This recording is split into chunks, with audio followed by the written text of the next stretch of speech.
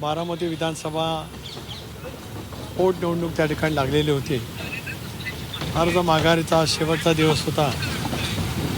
अखिल भारतीय काँग्रेस पक्षाने आज मनाचा मोठेपणा दाखवत राजकीयदृष्ट्या अत्यंत योग्य निर्णय त्या ठिकाणी घेतला आणि अधिकृत काँग्रेस उमेदवार श्री मोरे यांचा अर्ज माघारी त्यांनी घेतला. त्याबद्दल प्रदेश राष्ट्रवादी काँग्रेस पक्षाचा अध्यक्ष म्हणून काँग्रेसचे देशाचे अध्यक्ष खरगेजी, आदरणीय सोनियाजी, राहुलजी या सर्वांचेच मी मनापासून सुप्रिया बहिणी, प्रफुल्लबाई, राष्ट्रवादी काँग्रेस पक्षाच्या वतीने आमचे युवा खासदार पार्थ पवार या साऱ्यांच्या वतीने त्यांचे मी मनापासून या ठिकाणी आभार मानू इच्छितो आहे.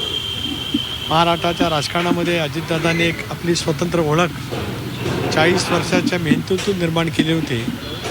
91 साली लोकसभेमध्ये सुद्धा ते काँग्रेस पक्षाचे खासदार म्हणून निर्वाचित झाले होते. 95च्या विधानसभेमध्ये सुद्धा किंवा 92च्या पोटनिवडणुकीमध्ये सुद्धा काँग्रेसच्या हाताच्या पंजाच्या निशाणीवरती ते निर्वाचित झाले होते. त्यानंतर 99 ते 2014 राज्यात लोकशाही आघाडीचं सरकार असताना उपमुख्यमंत्री मंत्री म्हणून काँग्रेसला सोबत घेत महाराष्ट्रामध्ये फार मोठ्या प्रमाणावरती योगदान दादांनी दिलं होतं. त्या साऱ्याच्या प्रती आदर व्यक्त करत काँग्रेस पक्षाने जी भूमिका घेतलेली आहे त्या भूमिकेचं मी मनापासून स्वागत करतो. माझ्या राज्यातील सर्व कार्यकर्त्यांच्या वतीने स्वागत करतो. बारामतीच्या जनतेच्या वतीने सुद्धा स्वागत करतो आणि आभार मानतो. आणि एकंदरीत महाराष्ट्राच्या राजकारणाचा सुसंस्कृत पाया महाराष्ट्राचे शिल्पकार स्वर्गीय चव्हाण साहेबांनी जो रचला त्याला पूरक पैचा निर्णय आज काँग्रेस पक्षाने त्या ठिकाणी घेतला. त्याचाही उल्लेख या निमित्ताने मी करू इच्छितो आहे. खरं आहे की हे सगळं करत असतानाच अनेक वेळेला वेगवेगळे प्रश्न निर्माण होत असतात, पण त्याच्यातून राजकीय सामंजस्य कशा पद्धतीने दाखवावं ह्याच काँग्रेस पक्षाने त्या ठिकाणी दाखवलेलं आहे. तर कुठे मला प्रामुख्याने सांगायचं आहे. उशिरा सुचलेलं शहाणपणे असं वाटतं तुम्हाला? कसं आहे की राजकारणामध्ये अनेक वेळेला अनेक घडामोडी घडत असतात. आता त्याच्यामुळे त्याने उमेदवार का दिला, एक तर मी सुरुवातीला स्पष्ट केलं की राज्यामध्ये 2 आघाडी आहेत. एक महायुती आणि दुसरी महाविकास आघाडी. आणि महायुतीकडे लोकसभेच्या जागा कुठल्या, विधानसभेच्या जागा कुठल्या हे निवडणूक लढून ठरलेलं होतं. स्वाभाविकपणाने बारामतीची जागा ही महाविकास आघाडीकडे आदरणीय पवार साहेबांच्या राष्ट्रवादी काँग्रेस पक्षाकडे होती. ही जागा NDAमध्ये आमच्या राष्ट्रवादी काँग्रेस पक्षाकडे होती. अशा वेळेला सुरुवातीलाच आदरणीय खासदार सुप्रियाताईंनी आम्ही उमेदवार देणार नाही अशा पैचं घोषित केलं. त्याच्याबद्दलही मी आदरणीय साहेबांचे, सुप्रियाताईंचे आभार मानले. आणि गणित स्पष्ट होतं की महाविकास आघाडीमध्ये ही जागा पवारसाहेबांच्या राष्ट्रवादीची असल्यामुळे काँग्रेसचा उमेदवार त्या ठिकाणी येणं असमन्वयच होतं. पण का, कशामुळे आलं, त्याच्या पाठीमागे कोण होतं, काय होतं की काय मला माहिती असं काही कारण नाही. पण त्यावेळी शरद पवारांनी पण अप्रत्यक्षपणे समर्थन केलं होतं उमेदवाराचं, असं म्हणत की कोणीतरी निवडणूक लढणारच आहे तर ते गृहीत धरलं पाहिजे निवडणूक. आज मात्र त्यांनी म्हणजे बिनविरोध निवडणूक झाली पाहिजे अशी भूमिका मांडली. 6 दशकं देशाच्या राजकारणात आदरणीय पवारसाहेबांची भूमिका खूप महत्त्वाची राहिलेली आहे. राजकीयदृष्ट्या राहिली, देशाच्या विकासाच्या बाबतीमध्ये सुद्धा राहिली. आता 2 दिवसापूर्वी आदरणीय साहेब काय म्हणाले आपल्यामार्फत सर्वांनी ऐकलं. आज काय म्हणाल ते ऐकलं. मला असं वाटतं की साहेबांचा म्हणण्याचा मतितार्थ असा होता की लोकशाहीमध्ये निवडणूक लढण्याचा अधिकार प्रत्येकाला आहे, त्यामुळे निवडणूक बिनविरोध होईलच असं मानण्याचं काही कारण नाही, असं त्यांचा प्रदीर्घ अनुभवातून त्यांचं ते वक्तव्य असावं. याचा अर्थ काँग्रेसने उमेदवारी दिली याचं समर्थन तर बिलकुल अशाचं काही कारण नाही, कारण त्यांनी त्या बाबतीमध्ये त्यांच्या पक्षाची भूमिका मांडली. परंतु एकंदरीत अनेक वेळेला निवडणुका झाल्या, राज्यामध्ये सुद्धा अनेक वेळेला पोटनिवडणुका झाल्या. एक हिमालयाच्या मदतीला सह्याद्री धावला असं वर्णन होऊन चव्हाण साहेबांची जी पोटनिवडणूक लोकसभेची झाली नाशिक लोकसभा मतदारसंघात, ती अपवाद वगळता प्रत्येक निवडणुका ह्या अनेक वेळेला निवडणुका होऊन झाल्या, एक हाती झाल्या, एकतर्फी झाल्या. त्यामुळे साहेबांचं मत कदाचित त्या दृष्टिकोनातून असेल. आज जे साहेबांनी मत व्यक्त केलंय ते स्वागतार्ह आहे. तडकरे साहेब, काँग्रेससोबत म्हणजे तुमचा पक्ष काँग्रेससोबत खूप वर्ष होता, म्हणजे दादांनी देखील काँग्रेससोबत 70% जास्त काळ काँग्रेससोबत काम केलं.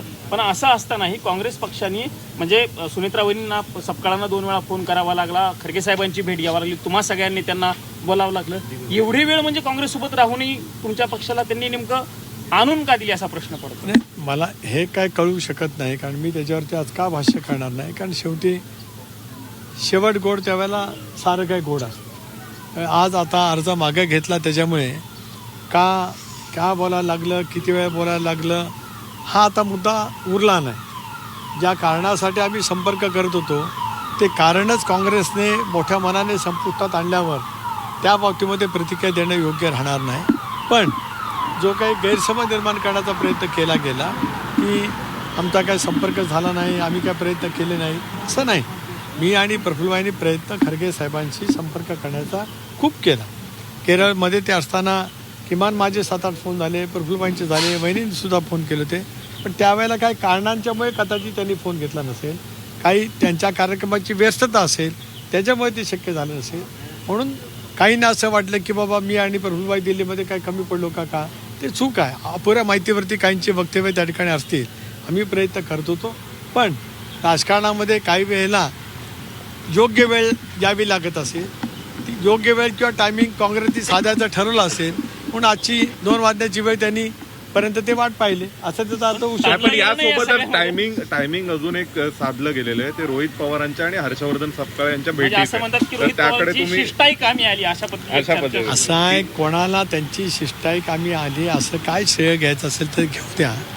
आम्हाला कोणाला श्रेय द्यायला काय कमीपणा वाटण्याचं काय कारण नाही.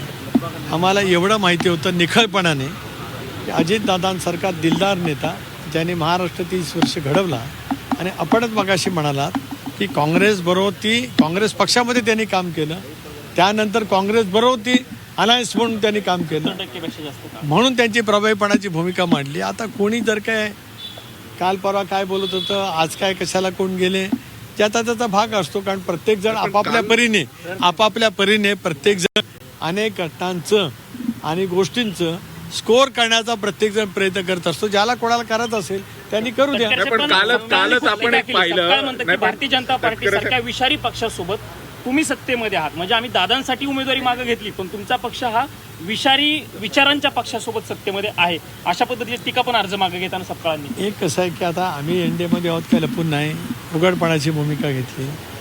स्वच्छपणाच्या भूमिकेतून 2023मध्ये आम्ही एनडीएच्या सोबत त्या ठिकाणी गेलो आणि त्याच्यामुळे आज हर्षवर्धन सपकाळ काय म्हणाले, कारण त्यांची राजकारणाच्या बद्दलचं ज्ञान खूप मोठं आहे. पण आजचा दिवस त्या ज्ञानाबद्दल बोलण्यासारखा नाही, कारण योग्य वेळेला ज्या वेळेला येईल त्यावेळेला ते सगळं नक्की बोलता येईल. कारण माझ्या राजकीय जीवनामध्ये 84 ते 99 16 वर्ष माझी पण काँग्रेसमध्ये गेलेली आहे. स्वर्गीय वसंतदादा, आदरणीय बॅरिस्टर अंतुले साहेब, विलासराव, सुशीलकुमार शिंदे, काँग्रेसचे दिल्ली पातळीवरचे नेते, अनेकांशी माझा संपर्क त्या कालावधीमध्ये आला. काँग्रेसचा राजकीय एक कार्यकर्ता म्हणून आम्ही पण दीर्घकाळ काम त्या ठिकाणी केलेलं आहे. त्यामुळे हर्षवर्धनजी जे काय बोललेत आज त्यांचे आभार मानणं एवढं माझं कर्तव्य आहे. आजचं माझी भूमिका कर्तव्याची राहू द्या. 23 तारखेला मतदान होईल, 2 तारखेला निकाल लागेल, मग या भूमिकेच्या वरती आणखीन काय काय कोणाला बोलायचं असेल ते बोलू द्या, त्याची सविस्तर उत्तर आम्ही देऊ. पण योगायोगाने अमेरिकेच्या आणि इराणमध्ये शस्त्रसंधी झाली, त्याची घोषणा पाकिस्तानने केली.